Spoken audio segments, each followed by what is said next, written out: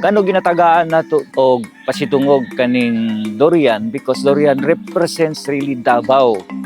Nagpasiug daw kami og sustainable agriculture aron magsiguro sa pagpadayon sa kasiguruan sa among durian. The farmers have learned that nature-based solutions improve soil health, reduces pest and diseases in their durian farms, and increase their productivity. Target sa mo ang grupo nga maila nga kami ang nag-produce og pinaka-the best na organic durian sa tibuok Mindanao. Basta hisgot ta og durian, mahuna-hunaan dayon sa mga tao ang Davao City.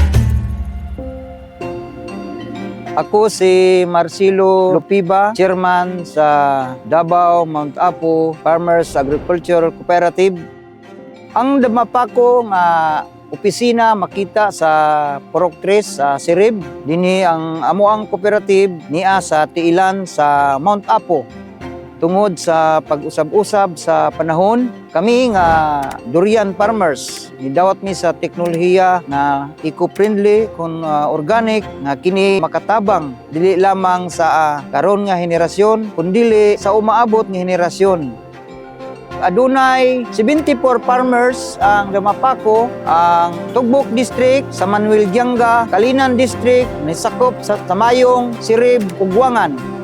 I am Rosemary Pinaparan, Cluster Manager of Barangay Sirib. I am Purita Diaz, Cluster Manager of Barangay Wangan. I am Aldram Abbas, Cluster Chairman ng Tamayong. I am Conrado Cabanilla, Cluster Manager of Barangay Manuel Gianga, Tugbok District.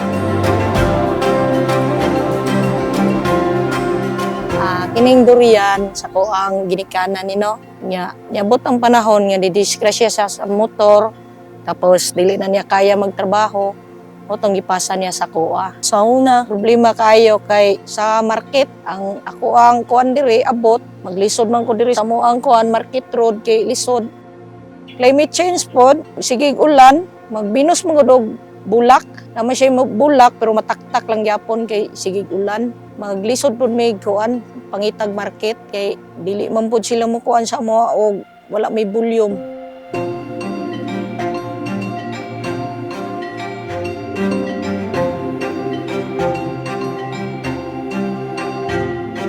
Sa co-op na ay tinabangay sa pag-atiman sa imong galas kung wa kay kwarta kabangay og sharing og labor unya kung wala pod kay pang-abono nga apoy makatabang sa imong mga kauban.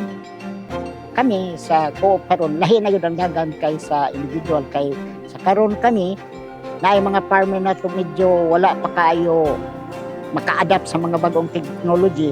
Hindi ka na ning among grupo kada bulan na gyud may mga farm visit sa individual na mga farmers. So kung unsay mga kakulangan ginatabangan namo sila unya amo po ma-encourage nga dapat mo adapt na gyud ta sa mga bagong technology.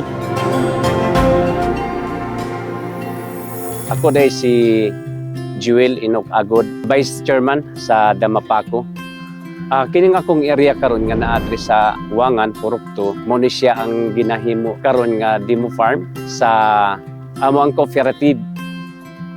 Sa pagsugod gyud po nako aning kuan sa cooperative, nami gipanghimo gyud nga diri nga mga kuan, teknik o pamaagi aron lang gyud nga masuportahan namo para mo lahutay gyud ang amo ang pag-uma. No, labi na sa mga durian kay gumikan kay karong panahon na nagkausab-usab gyud ang dagan sa panahon. So karon ning kamot mi through Koika, Minda o Camp Asia nanikamot mi nga dami mga himuon nga mga prevent labi na sa climate change pinaagi sa mga padayunong pagtuon o paggamit sa sustainable ways sa agriculture. Among gitanaw ang mga climate conditions sa among area, parehas aning temperatura, ulan o humidity, gamit ang manual devices. Aron magamit namo kini para sa better climate resilient farming system. Ang ato mga durian farmers is doing the traditional farming system. Nagagamit sila o not recommended fertilizers. So mao tong importante nga matagan o pagtagad which is the researchers, ang mga collaborator agency nato nga gikuha sa Camp Asia nga nitabang sa farmers, nag-introduce og system wherein ang farming system for durian is mahimo siyang sustainable. Damapako is employing the use of organic inputs. Ang among proyekto mao ang pagtabang sa mga durian farmers aron malahutay sila sa ilang pagpanguma. Ang among approach is whole value chain, from production, processing, then marketing. Aron makakuha gid sa farmer ang ilang ginahandom nga presyo nga fair para sa ila. As Binda, we give due focus in developing this sector. Now we were aware of the issues and concerns visiting the growth of the agribusiness sector. That's why we give focus on consolidating the smallholder farmers so that we can attain the desired scale and quality of produce to be able to penetrate certain markets and leverage opportunities for our agribusiness stakeholders.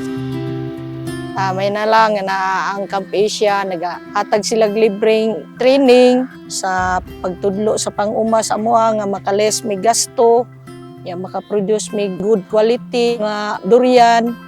Dako akong pasalamat sa NGO naning tabang sa mua sa paghimo nining maong kuop nga paghibalik sa yuta nga dili na magamit og mga medisina kundi sa iyahan na yun nga natural nga pamaagi.